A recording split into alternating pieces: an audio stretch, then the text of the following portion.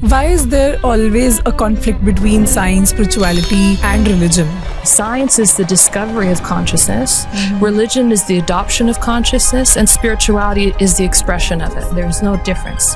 What is consciousness? Why does humanity need it now more than ever? Max Planck had the famous quote that consciousness is fundamental and matter is derivative of consciousness. Things that only nature can do, that science has not been able to do, consciousness can do. Like DNA, it determines your hair color, your eye color, your genetics, even your health and well-being.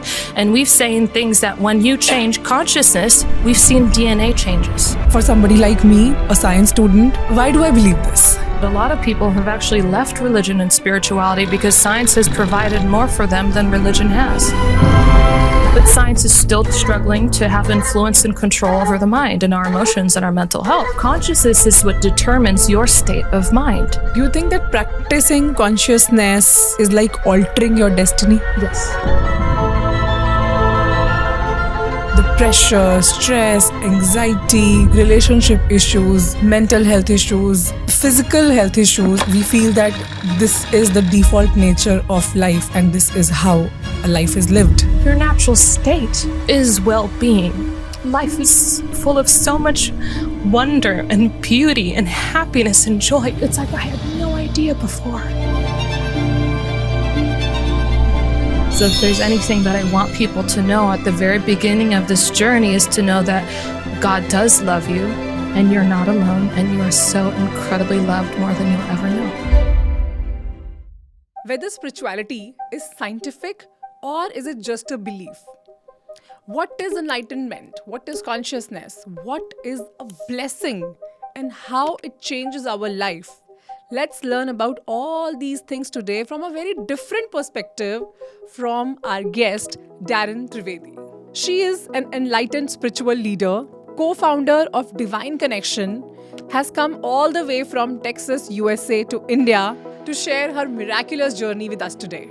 So I would like to start with your story. What's the journey? What brought you into this world of consciousness and transformation and blessings?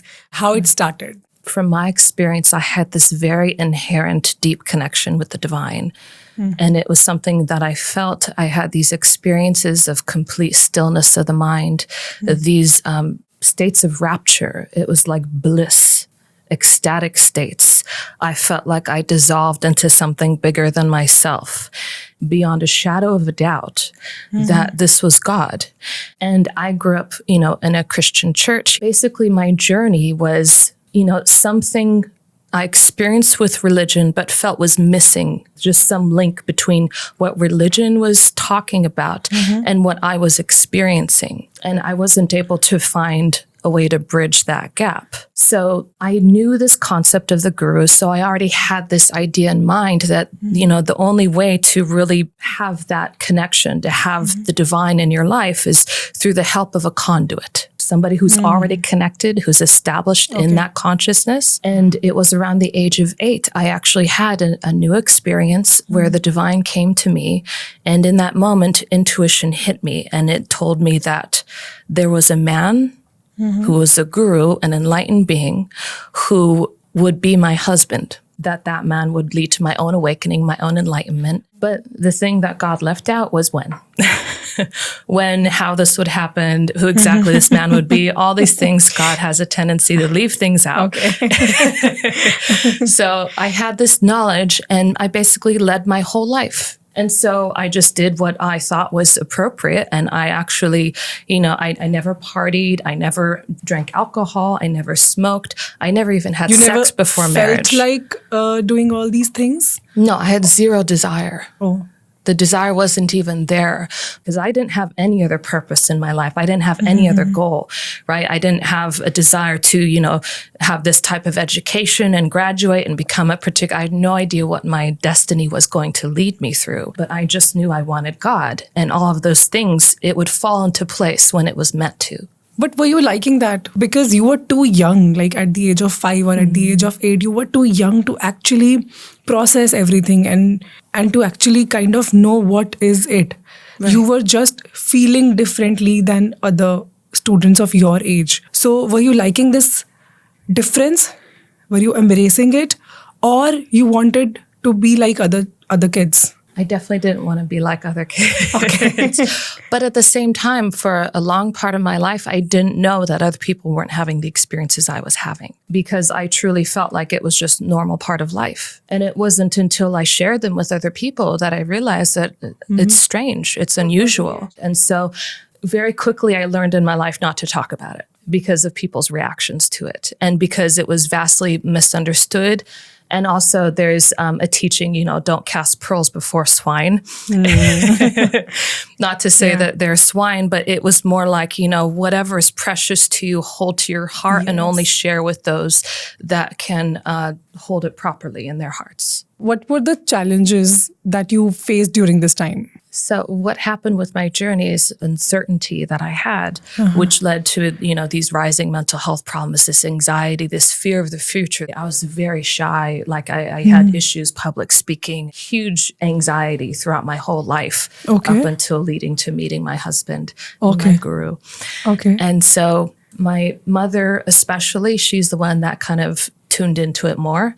And she realized this suffering that I had and this incredible loneliness, inability to make friends. So she dabbled in a bunch of different things. We met with like psychics and other, types of healers from many different modalities, clairvoyance, and she, took me to all these people. I had all these experiences, very significant experiences. And at the best of times, I found like short periods of reprieve from my suffering. I felt like a little more solace. I felt a little more peace for maybe like a few days, and then it was back to baseline. Depression is a silent illness. It's like a very invisible illness that a lot of people have. So I had this kind of just weight within me all the time that, might not have been displayed to other people, but was just inherent behind everything I did, this incredible sadness and longing. It was around 2011. And my birthday's January 30th. So it was around that time, my mother actually, she had found another guru and she received one blessing. She was struggling with some of our family relationships as well as her own mental health issues. And literally within one blessing, everything resolved. And so she was like, I want to take you to meet this man as a birthday gift for you. And so for my 20th birthday, we went to see this guru. And on the car ride there, my mother was describing him to me, saying, now you're familiar with the gurus with the long hair, maybe the beard or the saffron robes, right? And she's like, he's not like that at all.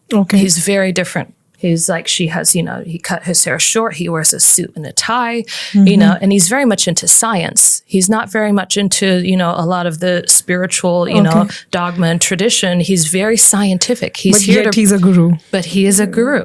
And so I was like, that's fascinating to me. So automatically I had this bleeding heart for him. I was just like, I love this man. Whoever he is, I love him.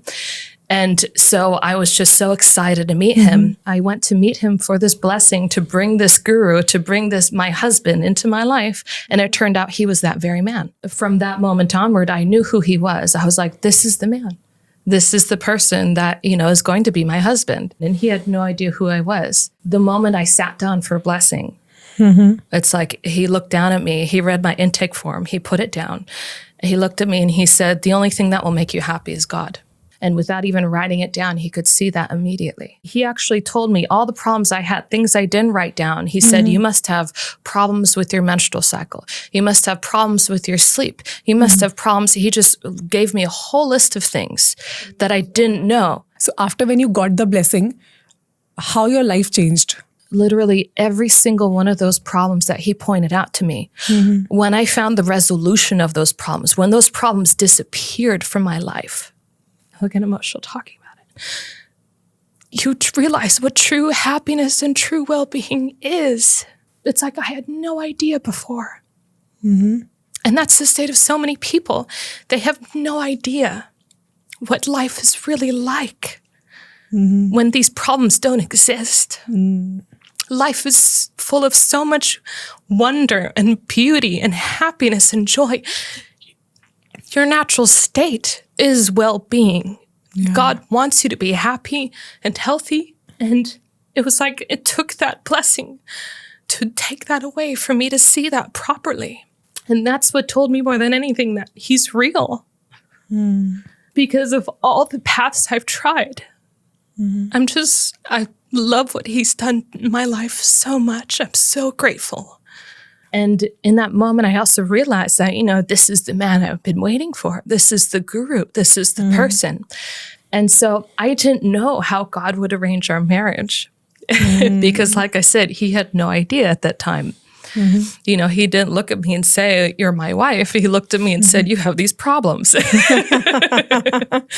But I knew. And so, but from that moment, I'm like, okay, this relationship has been established, right? I've met him. So God will arrange it. God will make it happen within God's timeline. My quality of sleep, I woke up feeling refreshed and rejuvenated. I instead of feeling like this kind of looming tiredness that you often experience in your day-to-day life or this chronic exhaustion, I noticed that I was magnetic and people responded to me differently. I felt a deeper connection to people after the blessing than I had before. I felt distance before. I felt greater peace, calmness. It's like everything had this glow to it. Life was just glorious. I did better in school. I was already doing well. I did even better, right? Things were better. My cognition improved. My clarity, my thinking abilities just enhanced. It was like just everything. Everything synced up so perfectly with this new state of being I was living in. And so I had no other thing to attribute it to. Nothing else in my life changed except for getting that blessing. First of all, I completely agree with what you said, that we all are so accustomed to live our life in a certain way that the pressure, stress, anxiety, relationship issues, mental health issues, physical health issues, everything seems to be very, very normal. We feel that this is the default nature of life and this is how a life is lived. We don't really know how and what it can be. Now my question is, how were you sure that something really transformative was happening with you? It could have been just a placebo. How were you sure that something was changing for real?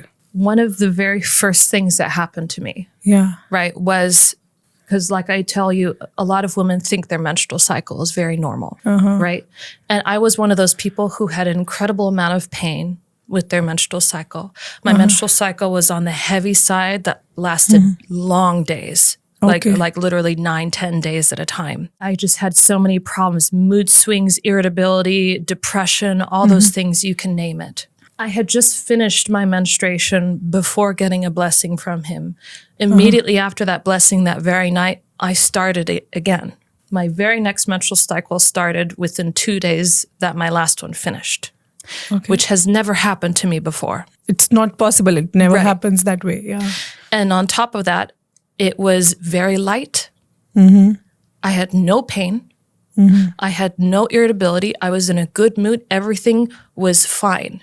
And like I said, also on top of this, I had been to many other people before. I've been to other gurus. I've gotten blessings from other gurus. I've gotten other healings. I've gotten, everybody has worked on me from every modality.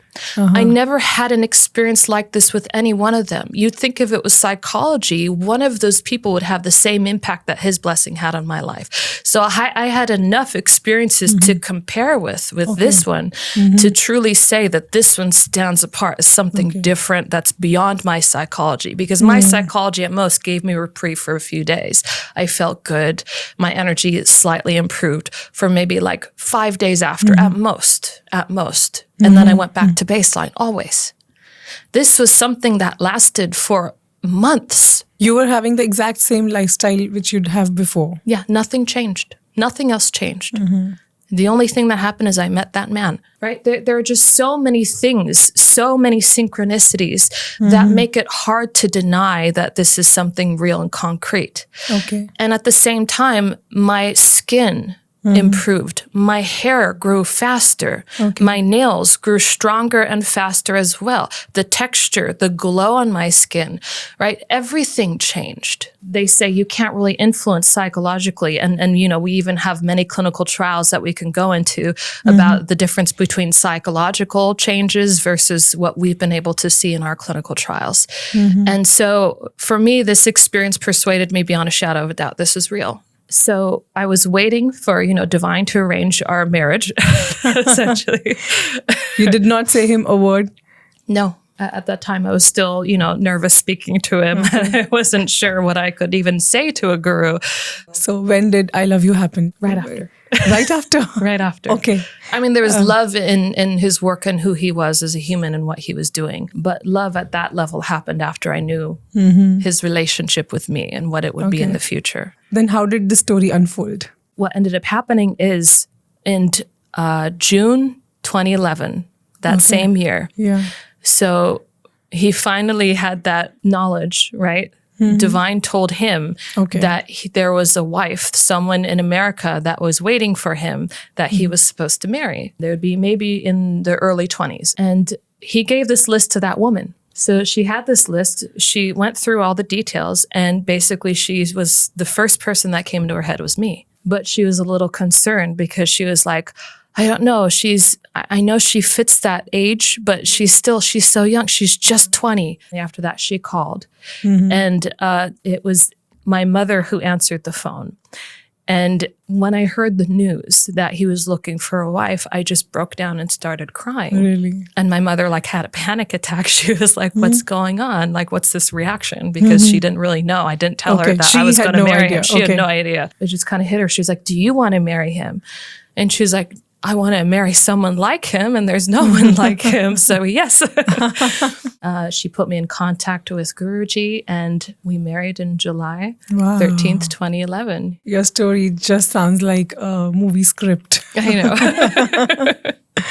Lovely. And then everything changed after that. Yeah. And through his nurturing, through his blessings, within less than a year, I went through my own awakening. I went through my own enlightenment in 2012, March of 2012. Okay. And so now essentially I do what he does, where I also deliver these blessings. I conduct my own science research, with third-party institutions. And I'm also, basically an extension of his mission. I'm helping co-lead the organization and work alongside him to, truly establish this mission on this planet. And what's your vision now? According to you, what is the future of humanity through the consciousness that you impart? So it's the same mission that is, the mission of our organization, Divine Connection International, and it's multifaceted. We have actually 9 points that we want to address, on a global scale. As part of our mission. One of those is to establish God as a fact-based reality, to establish God scientifically. To establish God scientifically. Yes, to prove the existence of God with science. The other one is to properly integrate, to unite and integrate science, religion, and spirituality. Okay, to integrate all these three. To integrate all three of them. Very different. They're not so different because they all address a vital aspect of life that when they are all put together, they actually help corroborate, collaborate, and progress. So you think humanity. All of these things can coexist? I think they need to. If we want to continue to progress and evolve, right, as a species, as a culture, as a global civilization, they all need to come together and work together because religion is missing integrity, right?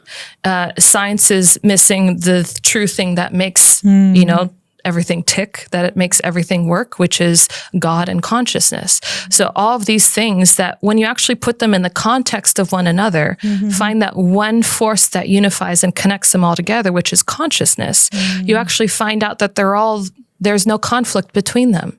It all makes sense because science is the discovery of consciousness, religion is the adoption of consciousness, and spirituality is the expression of it.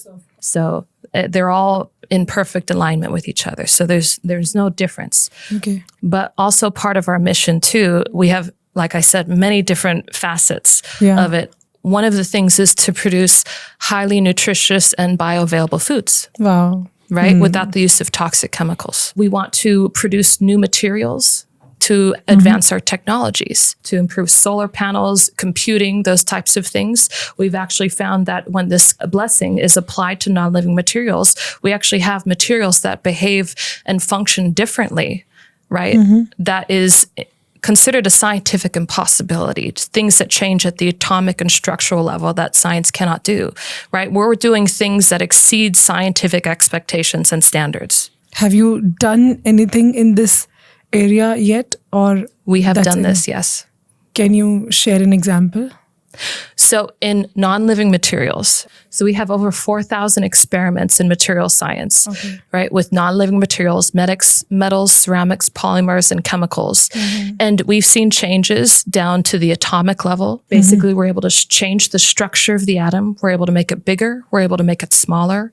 We're able to increase the distance between atoms and decrease the distance between atoms, increase the energy within atoms and between atoms. Without any chemical experiments, you're able to do this. Right, without altering it or applying any other type of energy or material or substance, nothing whatsoever, simply the material and a blessing. My God, this is And using control unbelievable. samples as well. Have you heard of the term physical constants? The physical constant is like, at what temperature does water boil? You can't change the temperature because it's inherent that water will always, when you apply heat energy, it will always boil at this temperature. That is inherent to the atomic and crystallite structure of water, that it will boil at a specific temperature and it'll freeze at a specific temperature. True. Right? Yeah. So we have things like boiling points, freezing points, firing points, melting points, right? There are all these different types of physical constants that do not change ever unless you apply some kind of external energy. Exactly. Right? Some kind of, alteration in the material itself. Right. You add some other material substance to it. But in and of itself, that material doesn't change. By applying the blessing, we're able to change the character and behavior of the material In the same environment. within the same environment. So what we're essentially doing is we're creating new materials that don't exist on this planet. My God, this is really hard to believe. Yes. But I think once we talk more about it, I'll understand what you're exactly saying. Another thing is obviously to help improve, human health and well-being, right? That's a big part of what we're doing too, is to help people live better quality, healthier lives. Something that science is struggling to be able to accomplish to this very day. And as well as that, we want to, basically awaken other people. We want to create more people, help people to attain that state of enlightenment, to help awaken the world, as many people as we can. That's another facet of our mission. And then another one is to develop a preventative model of healthcare.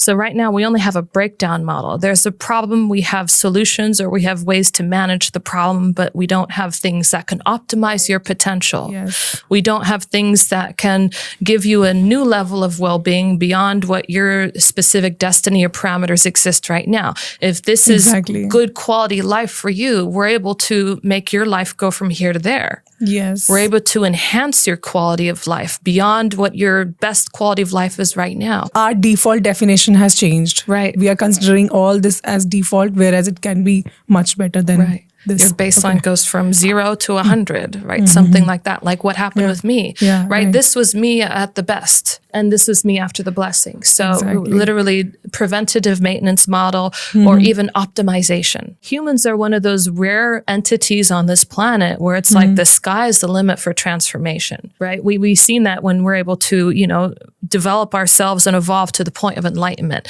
right? And from there, they say the journey just begins, right? Enlightenment Yes. doesn't end, it keeps going. The people who have stayed with us, who have been receiving blessings from us, I'll give you an example. They've been with us since 2011, 29, 10, and 11, right? They've stayed with us since then, because their evolution continues to grow and evolve. So they continue and they stay with us to this very day. This is more than life for them. This gives them life. Anything that a person can desire or wish for can be achieved with this. I will say that as long as it's reasonable. Who's giving a definition or who's putting a limit to this? God, I would say. If your intention for this energy is to, evolve and become this person that hurts other people, right? Right. That does, things that damage other people or damages yourself, right? Things like that, then maybe those wishes will not be fulfilled. Because the intentions are not pure.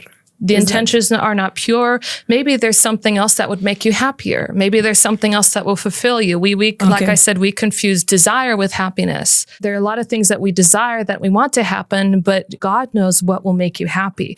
So what I can guarantee that when this energy is in your life, when these blessings are working for you, they're working to organize and evolve your being in ways that make your life better, that make you happier, that give you well-being, that give all of those things to you that improve every aspect and area of your life. There's no limit on what it can do in regards to that. Now, what we understand to be, our desire versus what will actually make us happy, we might be a little confused in that. And so, some people be like, I got the blessing and, I didn't get this person as my soulmate. And I guess because there's somebody better out there, you have to just wait a year till you evolve enough for that person to come into your life. Okay. And then that person will come and you'll be happier than with this person who will make you miserable. So even if things done with good intention may or may not come true, if this is not good for you, can we say good that? intention does not mean it's going to yield the best outcome. Yes, it's exactly. like a cobra, a snake biting you with good intention. If the cobra thinks it's going to help you by biting you and all it does is inject poison and it leads to your death, how is that a good outcome? Good intention, right? A lot of people think that as long as the intention is good, then everything's fine. And that's absolutely not true. Does that not mean that whatever is meant to happen will happen? I like to tell people that there are different levels of destiny that we can all live with. And that's what I meant by different levels of baseline that you can live within. Whatever will happen, but within these given parameters of your life. If this is your destiny, then maybe the best outcome of this destiny will happen for you. But if you evolve your destiny, you have outcomes from this level, better outcomes. There are better things that happen for you in your life. What's the extent at which we can control this? If I, get the divine blessings, or if I transform myself, or if I go to that higher level of consciousness, how much of it I can control? How do I know that? Well, I don't feel like you can control any of it. I feel like the best you can do is to be a better conductor for it. And the only way that you can be a good conductor is to be innocent and pure. Okay. Pure at heart. There's no way you can control what this energy will do. This is God. Nobody can control God. God is the one that gave you life. God knows your life. God knows what to do with your life. You can't control and persuade God how to make your life better, right? There's no way you can tell God, you have it wrong. I know what I need to make my life better. So purity and innocence is surrendering to God. It's understanding that God is the one that does everything. It's not us. That's where a lot of religion and spirituality have it confused, is we think that we're so busy with practices and rituals and these things that we're so focused on doing. We've lost touch with the fact that it's all about character. It's about consciousness that evolves us. It's consciousness that makes things happen. We are just expressions of consciousness. We think we can control consciousness through our thoughts, but it's consciousness that makes our thoughts what they are. It's like trying to push a 1,000,000-ton rock up a hill and you don't have that kind of power. It's like we're trying to use our thoughts to change something far more powerful than we are, and we're not capable of that. It's like this consciousness is something that's far more powerful than whatever our thoughts can do on their own. So the best that we can do is to be a better conductor for it, which is to maintain our innocence, purity, follow the divine principles and fundamentals, which is to live a life full of ethics and morality, to conduct ourselves appropriately, to have empathy, to have caringness, to have sacrifice, to want what's best for other people, to not live selfishly, right? Those kinds of things, the kinds of things that you would imagine would support life instead of taking life away. That's what gives life to things. That's what evolves. That's what makes growth happen. There's a very famous quote by Mahatma Gandhi which says, be the change you want to see in the world. It's a good quote. Yeah.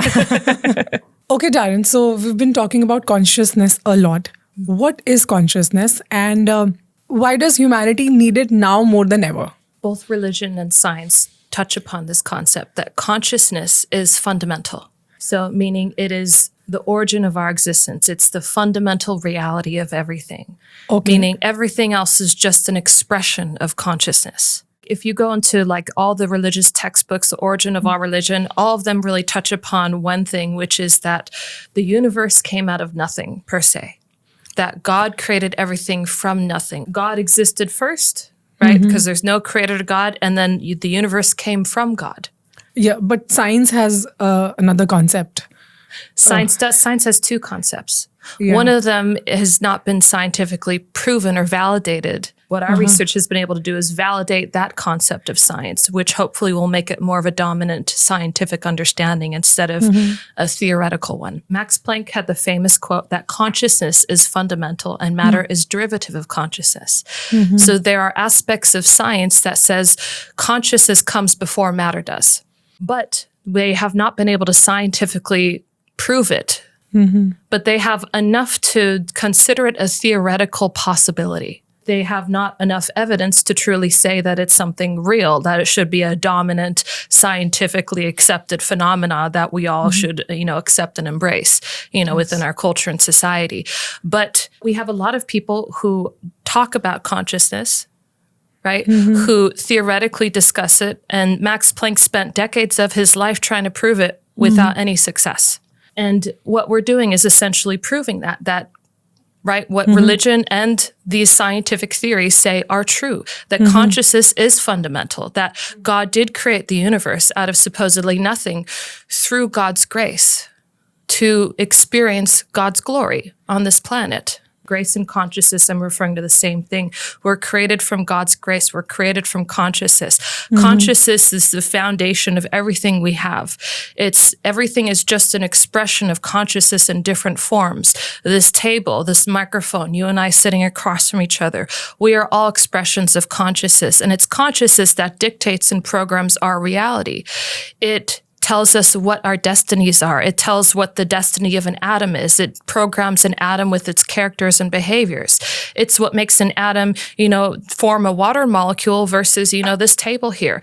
There is something that tells an atom what to do. There is something that tells our cells what to do. There's no mechanism that science has been able to discover that tells our cells what to do. All our cells start off the same when we're in the womb, when we're forming. How can we say that this is not chemical reactions, but consciousness? All of our scientific research, 6,000 scientific experiments that we have conducted with over 670 peer-reviewed publications, all give evidence and credibility to this phenomena that consciousness is fundamental. And when you change things at the level of consciousness, you see changes that affect the character, the behavior, and the way all these other things basically are within the world. It changes the programming. It changes the destiny. It alters the fate and fortune. It makes everything different. It creates new materials, new species, things that only nature can do, that science has not been able to do, consciousness can do. Like I said, creating those new materials by altering physical constants. Science has not been able to do that. Science has not been able to change the structure of the atom permanently. Science says it's impossible.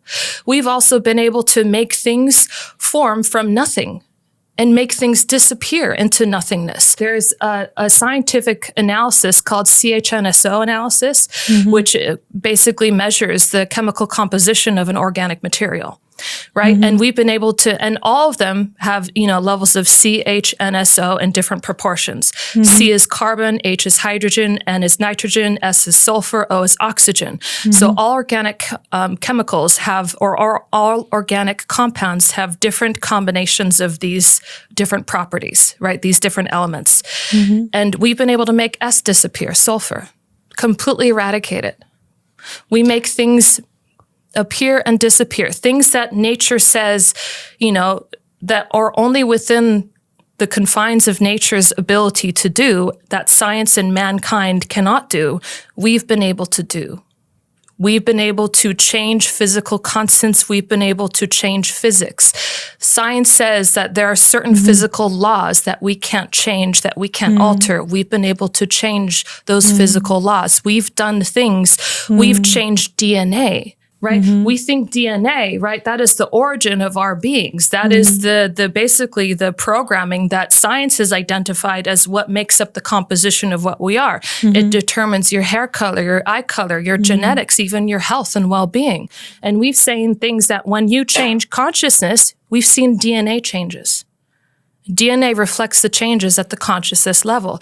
So that shows that consciousness comes before even DNA does. You must have done a lot of scientific researches. Yes. That's why you are talking about it so confidently, and you have years of not just research, studies, and also results. Right. But for somebody like me, a science student, and for our viewers, it's a little difficult for us to still understand it, Right. to accept it, that, something can be just done unless we see it or unless Right. something happens right in front of us. It is difficult. And I believe even then we will say it's a magic trick or something like that. Right. So why do I believe this? Well, the beauty of scientific research, it's objective. It doesn't work Yeah. on belief. So whether someone believes it or not, it doesn't change the reality of something. If science tells you, No, I'm not saying I don't want to believe in it. I know. I do want to. As much as I'm a science student, Yes. I'm also somebody who believes in God. Yes. I follow spirituality. I'm somebody who believes in both of these worlds. Right. But you're saying these are not two different worlds, but one. Yes. So that's why, for the sake of my audience, proving that it is all scientific, I want to know more about it. I'm just curious.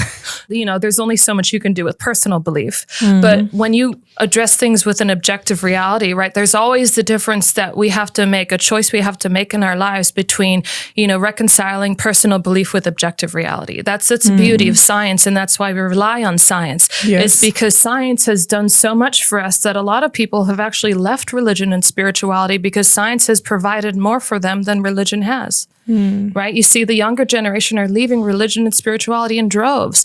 And that's simply because religion, spirituality, God will no longer become a dominant part of people's lives unless it can do more than what science can do for us. Or we unite the two of them, right? Until we're able to provide more for people through spirituality and religion than science can provide, where science has reached limitations and we're able to exceed those limitations. Exactly. That is true. So science has currently found itself incapable of treating some of the most basic things that we're suffering from today. It's huge crises that are so prevalent on pandemic level proportions. One of those being the mental health crisis. And that is where we thrive more than any other conventional alternative therapy out there. Very true. Is with mental health. Yeah. And the issue that comes with mental health is, like you said, how do we know this is chemical or molecular? Well, the whole foundation of science is that this is a molecular or chemical, or everything is a material composition. And if you can affect things at a chemical level, then you can change that person and make them better again. But science is still struggling to have influence and control over the mind and our emotions and our mental health. It's still not able to find a solution. Everything else is a temporary Band-Aid. You take a drug, but you have to keep taking the drug, right? Those types of things do not solve the crisis of mental health. And we see that even with the increasing amount of people that are in therapy, that are trying alternative and complementary therapies, right? All the other methodologies that are out there, we see that the stigma is decreasing, but the numbers of people who have mental health crises are increasing. So you think that talking about it more, going to therapy, trying all these different new spiritual modalities and new age, techniques and tricks that are out there would help reduce the numbers. But we're seeing that now more than ever, the numbers are increasing like wildfire, and it's out of control. Science can't address it because it doesn't understand what controls the mind. It still thinks it's a chemical process. So what I like to point out is that consciousness, when you understand consciousness is the thing that controls the mind, consciousness is what determines your state of mind. How do we experience consciousness then? Can we see it, touch it, feel it, experience it? No. What's the way to reach that level of consciousness? You can experience it in a way. Yeah. So there is no man-made technology, right, that can directly measure consciousness or its intensity or the amount of consciousness that is there. But what we do with our scientific protocols and experiments is we measure its effects.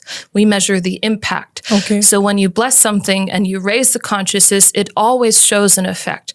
Out of all of our 6,000 experiments, we have not have one failed experiment. And every single experiment has had unprecedented outcomes. That shows more than anything the credibility of our scientific research. And this research has been adopted. It's been indexed by the National Institutes of Health, Oxford, Cambridge, MIT, right, the US government. So there are a lot of, really highly credible universities and institutions that are, seeing the value of our research and indexing them and making them available to the world. And all of our research, we're transparent. They're all online so people can look and read through them all themselves.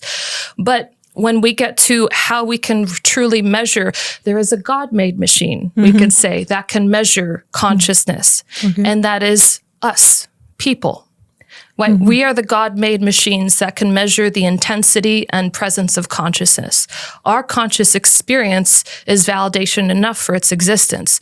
But when we go into the intensity, what we see from lower levels of consciousness, we see that these people experience a lot of mental unrest. There's a lot of things like ADD, ADHD, depression, anxiety, consciousness in lower states, because consciousness, its function, its purpose, what it does is with greater intensity, it organizes and evolves that thing that it's basically, infused into, right? With this blessing, when we increase the intensity of consciousness there, right? More consciousness organizes and evolves that thing for higher functioning, for better outcome, for better productivity, right? Everything better comes out of it, you essentially say. It reaps all these benefits.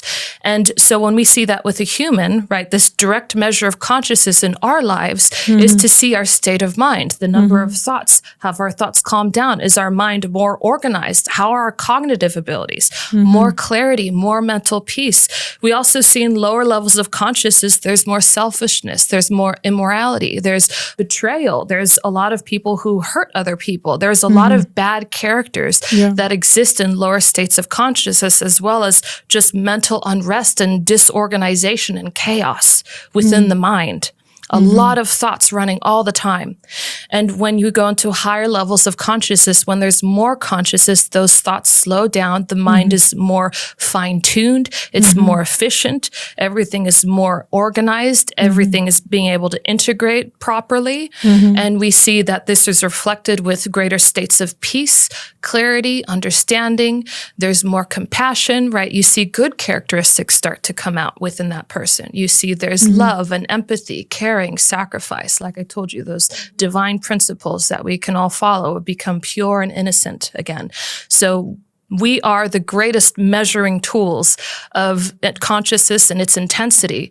But there are a lot of problems with, measuring human outcome and the objectivity of science and differentiating psychology and placebo from real outcome. And so, that's why we have conducted experiments on more than just humans. We've extended it far beyond humans to things that don't have psychology, that don't have a placebo or a belief system, that don't practice a technique or a therapy or don't practice or follow any methodology.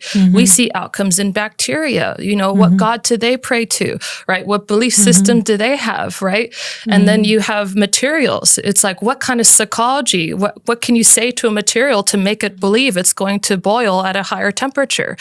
There's nothing that can do that. And so we're showing, and with our clinical trials, we use psychological groups to rule out the possibility of psychological and placebo. We have control, placebo groups as well as the actual treated groups. So we can compare the treatment with real psychological impact and the difference between the two. A lot of these experiments that a lot of transformational leaders and spiritual leaders or people testing other types of modalities, they've limited clinical trials or these groups to very small numbers of people. They do not do the proper blinding protocols, or they do not use randomized control trials. They also, do them for short periods of time. And they also measure trivial parameters like blood pressure. And I like to joke that saying that you can associate good things with smoking and blood pressure if the study is short enough, right? Because you deep breathe when you smoke, and so your blood pressure goes down. Initially, over long periods of time, you see that there's a negative correlation between the two. So you see how this can really, misconstrue the data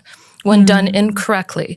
So we're using the gold standard of clinical trials. We're using, RCTs, randomized clinical trials, several of which have been double-blinded as well to rule out even psychological bias from us and the investigators, right? And then this is remote. We're not even there. And on top of that, we're not just measuring psychological data. We're also doing something called the NIH Toolbox for Cognition and Motor Function. So this is the gold standard by the National Institutes of Health, developed within the United States. And basically, it's used to eradicate any subjective data. It's been used since, I think it was 2012, right? And it's used by all clinical trials to determine whether a particular drug or therapy or technique actually has an adverse effect on cognition and motor function. Most of the time, it's actually a way to measure the toxicity of a drug. If the drug is too toxic, it negatively or adversely affects your cognition and motor function too much, then it'll be rejected from being put on the market. We are the first to show nearly 100% improvements, complete resolution in all psychological parameters, as well as nearly 100% improvements in cognition and motor function across all the tested parameters. So in cognition, we're doing like working memory, executive function, memory, language skills. In motor function, we're talking about endurance, dexterity, standing balance, locomotion, and grip strength. Right? So all of these things, when you take into the NIH toolbox, they're randomized tests. And even the investigators, nobody knows what the next question will be, what the next assessment will be. It's all randomized. Everything changes. And the moment the answer is put in, it's locked and you can't change it. And it's stored in a server in the United States. So they don't even have access to the server that holds the data. So all of this is completely unheard of in the realm of clinical trials, especially with nearly 100% improvement. We found that all of their psychological data, right, they're suffering from huge problems like PTSD, mental restlessness, ADD, ADHD, severe anxiety and depression, sadness. They have relationship problems. We're also measuring things like menstrual wellness. We're measuring digestion. We're measuring, energy levels, right? Everything across all tested parameters and things that would be affected by, your state of mind. And we've seen resolution, complete resolution in all of them from every volunteer. Is it just you and your husband, both of you do that, or is there a team also?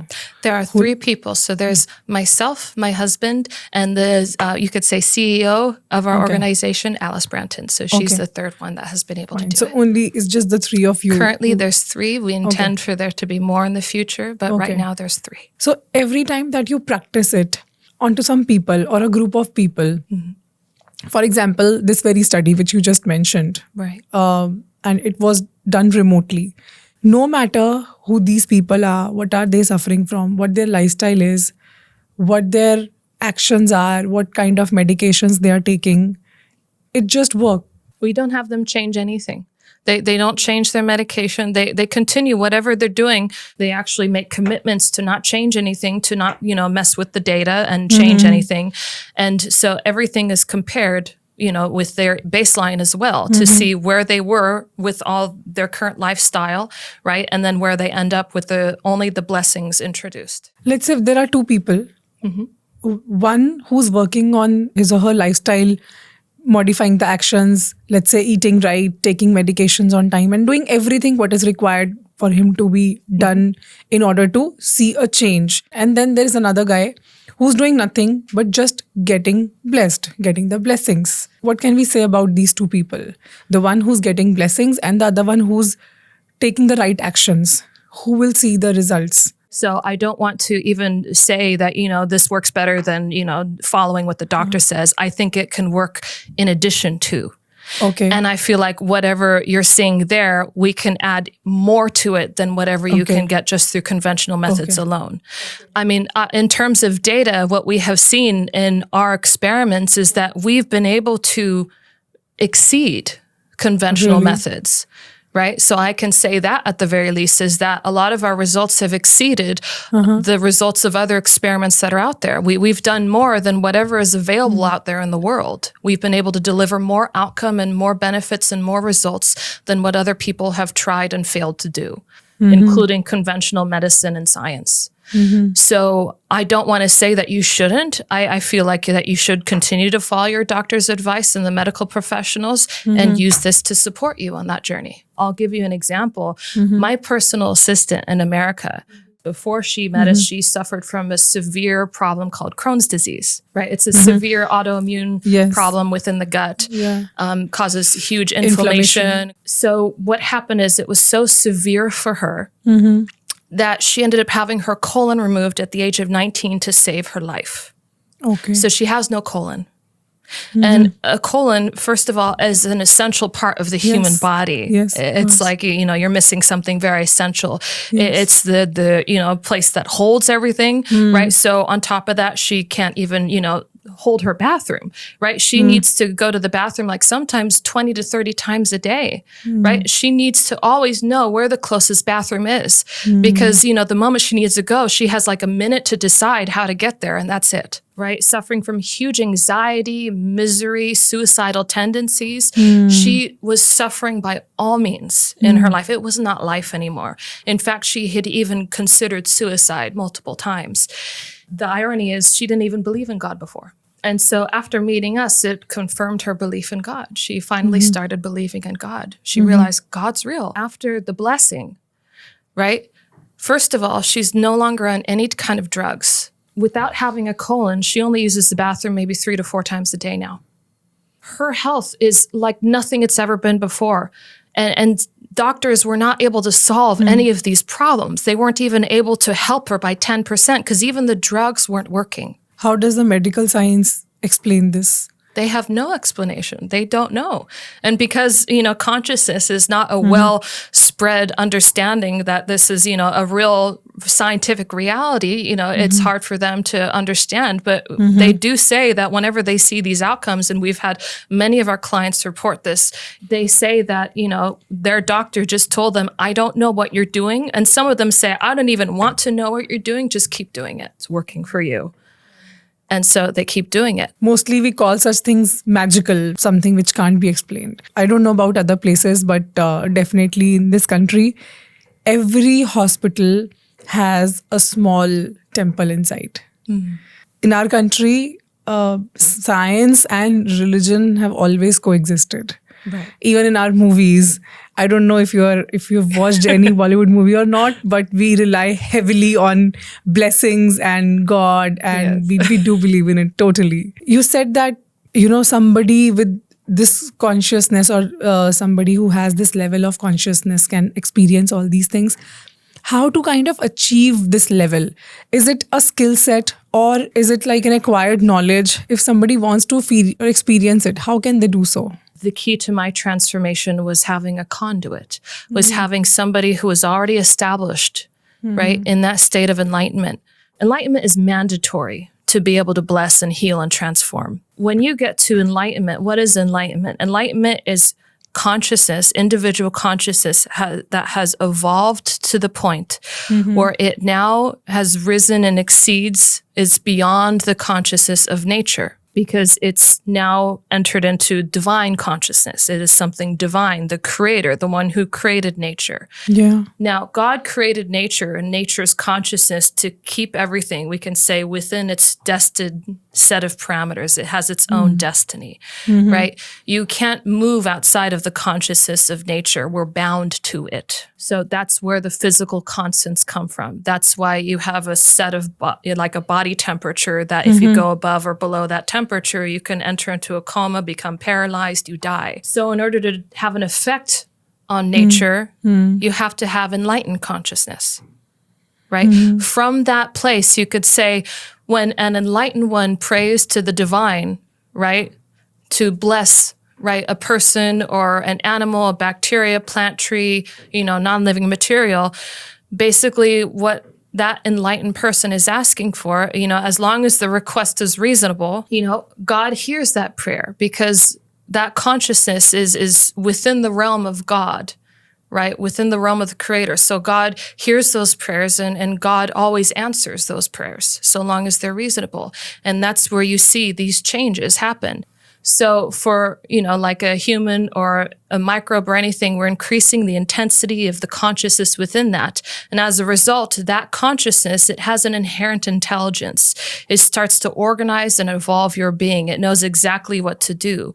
It's that connecting piece between you and the divine. So your consciousness is actually what brings about that greater connection to God that allows you to harness more of the grace of God in your life and reap all the benefits from that. If you can somehow, right, evolve yourself through your own innocence and purity, which, sometimes it's a very slow process or very difficult for us to do.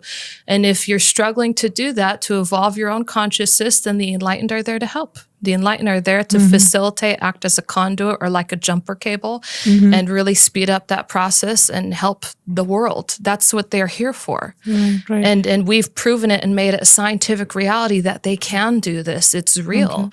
And that further proves God is real. If somebody wants to start their journey towards enlightenment, then what would be their first step? Enlightenment is everybody's life purpose, right? Whether we accept it or know of it or not. It's ultimate freedom is what all of us are meant to do and meant to be, right? Because that's all that enlightenment is. It's freedom. Freedom from nature, freedom from the confines of our destiny, right? We are free beings. So that is all of our destinies.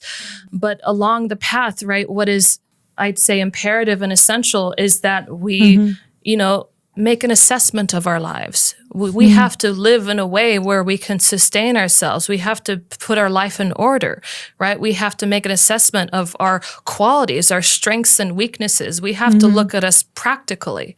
I say higher consciousness actually yields practical thinking. You're not living in fantasy or delusion anymore. So you take a look at your strengths and weaknesses, right? Your likings and dislikings. You follow a path in your life that fulfills you. Then you're following your destiny. And when you follow your destiny, you're supported by the divine. So on top of that, if you maintain the divine principles and fundamentals, you follow the ethics and morality ordained by God, not by man, right? And you follow in accordance with that, you can, become more innocent, more pure in your life, become a better conductor for this energy.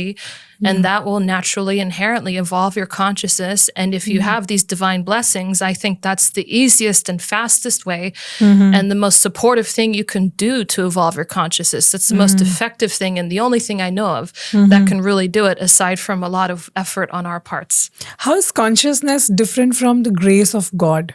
It is the grace of God. I like to use that interchangeably. Spirit, soul, consciousness, the grace of God, all of those things I use interchangeably. So the composition, right, our essence is our spirit, our soul, or consciousness. It is that essence of ourselves. That's why I say more consciousness, it's more grace in our lives. More grace allows for more possibility, greater destiny, greater potential, greater well-being. More grace, more consciousness.